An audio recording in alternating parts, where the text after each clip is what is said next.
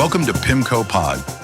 In this episode, we discuss how foreign demand for U.S. assets, especially credit, remains resilient amid broader macro and market uncertainties. Stay tuned after the conclusion of the podcast for additional important information.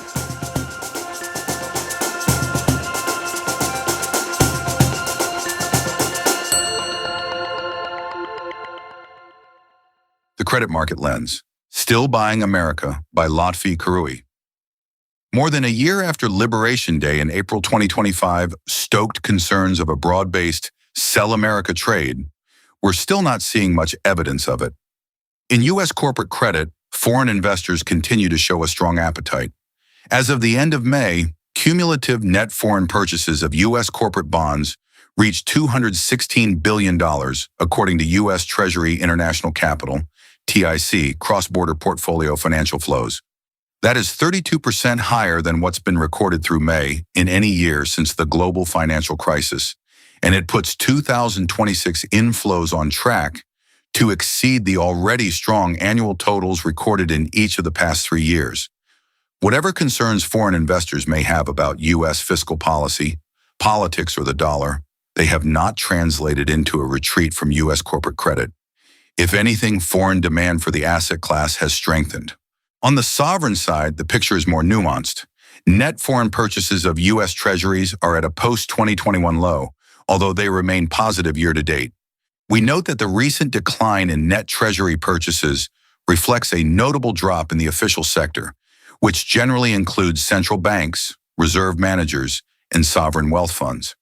Year to date through May, cumulative net purchases from the official sector totaled just $6 billion, compared with $165 billion from the foreign private sector, though both sectors are on a downtrend. It's not obvious what is driving the pullback, but the likeliest explanation is that higher sovereign yields in other jurisdictions can now compete more effectively for domestic flows. Investors in Japan are increasingly turning toward JGBs.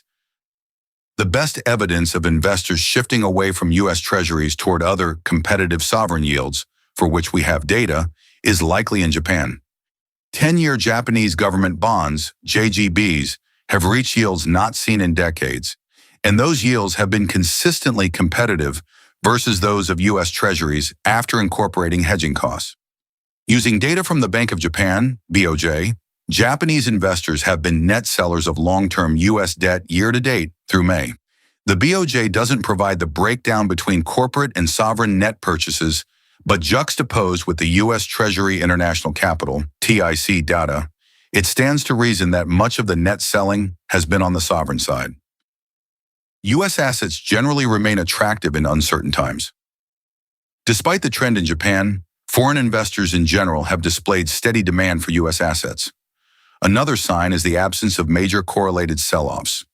So far in 2026, only around 2% of trading days and rolling 5-day periods saw 10-year U.S. Treasuries, U.S. investment-grade corporate bonds, represented by the Bloomberg U.S. Corporate Total Return Index, and the U.S. dollar all sell off in tandem. If there were a true loss of confidence in U.S. exceptionalism, we would expect such sell-offs to be much more frequent. We'll note that back in April 2025, in the days immediately after the Liberation Day announcements, U.S. Treasuries, credit spreads, and the dollar briefly moved in the wrong direction together. But since then, the traditional cross-asset relationships have largely reasserted themselves, suggesting that the post-Liberation Day stress was more of a temporary dislocation than a durable regime shift. Just as important, the dollar and U.S. Treasuries have continued to behave like hedges in periods of broader market unrest, driven by geopolitics or other conditions. When risk assets come under pressure, Treasury yields have generally fallen, or the dollar has tended to find support. Of course, in absolute terms, Treasuries may not always offer a hedge as intended, such as when a market shock results in inflation uncertainty. That said, in these states of the world, Treasuries have still tended to outperform the rest of the G10 sovereign complex on a relative basis. Moreover, even in periods when long and Treasury yields rose and investment-grade spreads widened together, such as during the onset of the Iran conflict in March, the U.S. dollar has generally strengthened. This indicates that investors still wanted to own U.S. assets amid broader global tension and uncertainty. Overall, while the demand for U.S. assets in aggregate may be lower this year relative to the past, it's far from being low in absolute terms. These trends underscore the importance of analysis, fundamentals, trends, relative value, and more.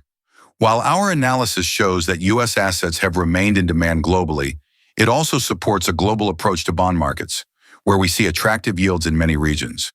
Diversification across global fixed income may bolster portfolios as growth, inflation, and policy trends continue to diverge. Thank you for listening. That was The Credit Market Lens, Still Buying America. For future insights, please follow us on your favorite podcast platform.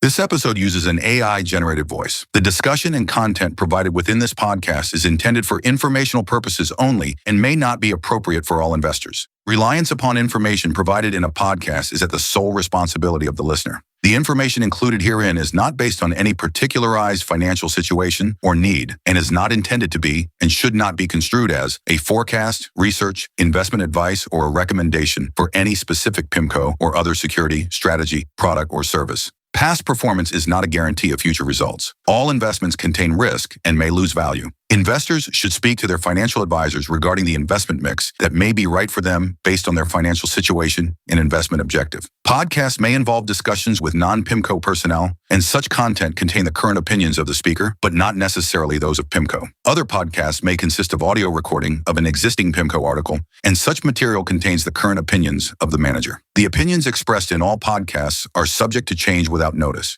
Information contained herein has been obtained from sources believed to be reliable, but not guaranteed. PIMCO, as a general matter, provides services to qualified institutions, financial intermediaries, and institutional investors. This is not an offer to any person in any jurisdiction where unlawful or unauthorized. For additional important information, go to www.pimco.com/gbl/en/general/legal-pages/podcast-disclosures.